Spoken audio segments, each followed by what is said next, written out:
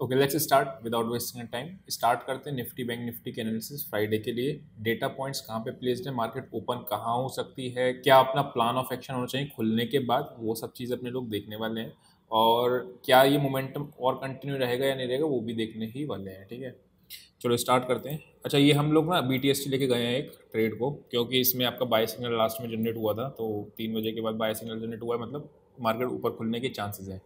फिलहाल हम लोग अनबाइज्ड ओपिनियन के साथ अपना एनालिसिस को स्टार्ट करेंगे और देखेंगे क्या मार्केट कहना चाह रहा है। ठीक है, अगर मैं बात करता हूँ बैंक निफ्टी की, तो बैंक निफ्टी का लाइफ टाइम हाई कितना है, दो चीज़ें देखने वाले हैं अभी हम लोग। क्या दो चीज़ें हैं? बैंक निफ्टी का लाइफ टाइम हाई कितना है और लाइफ टाइम हाई क्लोजिंग क्या है। ठीक है, अभी देखो फर्क क्या है दोनों में। यहाँ पे आया मैं, लाइफ टाइम हाई तो आपको यही मिल रहा है, दिख रहा है, ये आपका लाइफ टाइम हाई है। ठीक है, ये रहा। अब लाइफ टाइम हाई के साथ आपकी लाइफ टाइम क्लोजिंग कहाँ पे अगर मैं बात करता हूँ, तो ये आपकी लाइफ टाइम हाई क्लोजिंग हो जाएगी। तो एग्जैक्टली ये पॉइंट को मार्क करते हैं, 53,100। ठीक है, तो 53,100 और 366 के बीच में मार्केट में सेलर्स आए थे पिछली बार, जो डबल टॉप था। मतलब क्या है कि 360 और 400 के आसपास आएगी तब अपने लोगों को सेल के बारे में सोचना है। और क्यों? क्योंकि एक बार वहाँ से इंट्राडे में लौटी और आई थिंक आज वहीं से भी लौटी थी। एग्जैक्टली अगर मैं बात करता हूँ तो कहाँ से लौटी है आप देखो, राइट, 345 और 366 से ही, वहीं से ही लौटी है मार्केट, है ना। तो वो एक इंपॉर्टेंट पॉइंट हो जाता है। प्रॉफिट बुकिंग करने आते हैं नीचे से लोग, जो बाय करके गए हैं वो भी, जो इंट्राडे में बैठे हैं वो भी, तो सब लोग प्रॉफिट बुक करते हैं, तो एक पॉइंट मिल जाता है उनको आसानी से। ठीक है, एनीवेज आगे स्टार्ट करते हैं एनालिसिस को और आगे बढ़ते हैं। बहुत सिंपल एनालिसिस है, कुछ है नहीं। 3 केसेस होने वाले हैं। पहली चीज़ क्या है, देखो बायर्स बार बार इस लेवल को डिफेंड कर गए, यानी 52,900 के नीचे ही मार्केट को में बेरिश साइन है, उससे पहले नहीं। ठीक है, कल मार्केट में लास्ट में गिरी थी, बट ये मार्केट जो भागा है, क्यों भागा है? बिकॉज रेट कट यूएस ने कर दी और यूएस का मार्केट आपका काफ़ी तेज चल रहा है।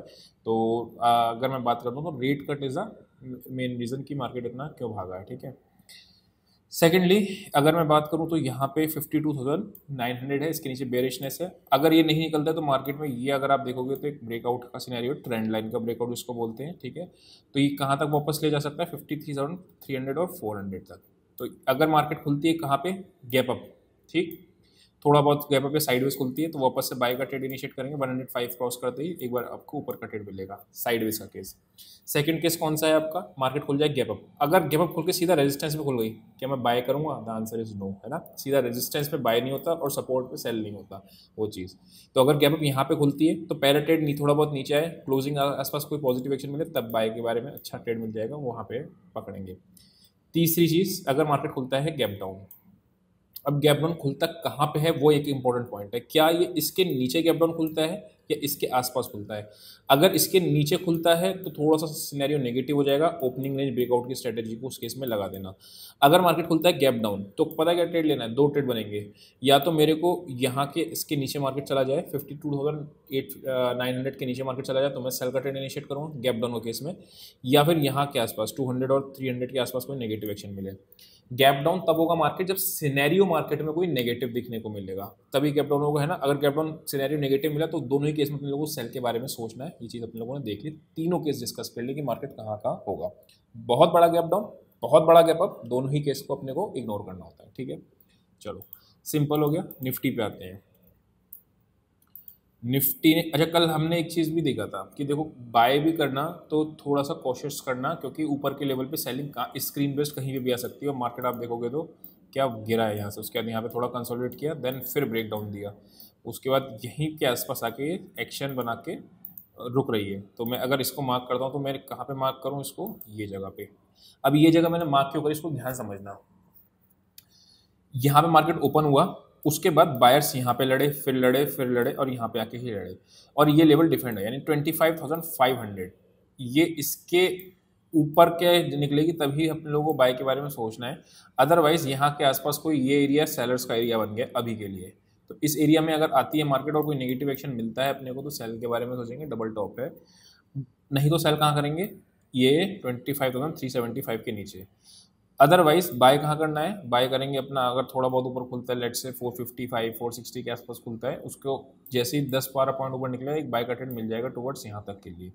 थोड़ा सा अवॉइड, थोड़ा सा कॉशियसली बाय करना जब तक निफ्टी आपका सस्टेन ना करे, है ना। निफ्टी में अगर मैं बात करूँ तो ज़्यादा कंपेरेटिवली नेगेटिव था as compared to bank Nifty, आज अपने को ये भी चीज़ देखने को मिली। चलते हैं हम लोग ऑप्शन चेन पे और ऑप्शंस का डेटा एनालाइज करते हैं कहाँ पे है। मार्क कर लियोगे आई थिंक आपने लेवल 3, ये आपका 375 नीचे का और ऊपर का आपका 550, ये पूरा 2 एरिया आ गया आपके निकल के, 2 लेवल्स, ठीक है। चलो एनीवेज आगे बढ़ते हैं और आगे बढ़ के क्या देखने वाले हैं अपने लोग, ऑप्शंस का डेटा क्या बना है।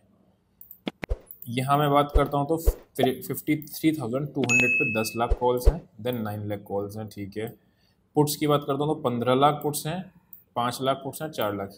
इसमें मुझे एक चीज़ क्लियर दिखती हुई नज़र आ रही है कि यहाँ की कॉल्स भी थोड़ी बहुत बेची गई हैं, थोड़ी बहुत में अच्छी खासी बेची गई हैं, और इन द मनी में पुट्स भी बेची गई हैं। तो आप एक चीज़ ध्यान से देखना, 53,000 से लेके 53,500 की कॉल पुट सब बेचा गया है, ये दिख रहा है। क्यों दिख रहा है?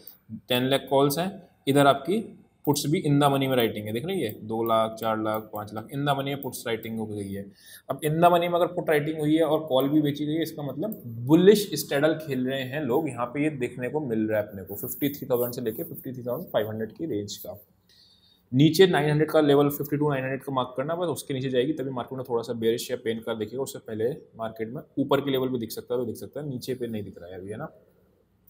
ये हो गया अपना बैंक निफ्टी का ऑप्शन चेन। चलते हैं अपने लोग निफ्टी के ऑप्शन चेन पे और वहाँ पे भी देख लेते हैं क्या डेटा पॉइंट्स बने हैं। कल डेटा पॉइंट्स थे नेगेटिव, मैंने आपको एक चीज़ दिखाई थी, देखो इंपॉर्टेंट है वो देख लो। यहाँ अगर आप देखोगे तो ये पूरा कॉल राइटिंग होकर गई थी मार्केट में और सीधा खुल गई मार्केट कॉल राइटर, तो एक ये शॉर्ट कवरिंग देखने को मिली, मतलब कॉल राइटर्स के जोन के ऊपर मार्केट चली गई, इसका मतलब क्या है, एक शॉर्ट कवरिंग देखने को मिली। तो ये चीज़ हो जाती है, इसमें आप ओपनिंग रेंज लगाओगे तो भी आपको एक ट्रेड मिल जाएगा बाई साइड का भी, कहाँ से 569 से लेके 630 तक का, है ना। अच्छा ट्रेड था वो भी। चलो वापस आते हैं और ऑप्शन चेन पे देखते हैं क्या दिख रहा है। निफ्टी की अगर मैं बात करता हूँ तो 23 लाख कॉल्स राइट करी गई हैं, कहाँ पे, 25,500 पे, राइट। अगर मैं बात करता हूँ इतनी ही क्वांटिटी की पुट्स भी राइट हो गई हैं, 20,57,000। नीचे पुट राइटर्स नहीं है, 7 लाख, 3 लाख और ऊपर से कॉल राइटर्स ज़्यादा है। आप समझना दोनों ही केस में सिचुएशन क्या बनी हुई है, 3:2 बेरिश बुलिश स्ट्रैडल बना हुआ है लोगों ने, मतलब 3 पुट बेची हैं, ठीक है, और 3 कॉल बेची हैं और 2 पुट बेची हैं। अब आप कहोगे ये तो बेरिश हो गया, the answer is no, bearish नहीं है, क्योंकि कॉल की क्वांटिटी ज़्यादा है पुट के मुकाबले, लेकिन इन द मनी पुट बेची गई हैं और out of the money call बेची गई है ना। तो थीटा प्योरली थीटा इसको बेचा गया है और डायरेक्शनल में पुट राइटिंग हुई है, इसलिए बुलिश स्ट्रैडल ज़्यादा दिख रहा है एज कम्पेयर टू आपका बेरिश स्ट्रैडल। तो आई होप को ये भी पॉइंट समझ में आया होगा, वो भी चीज़ समझ में आई होगी। अभी के लिए इतना ही, see you next session, till then bye bye.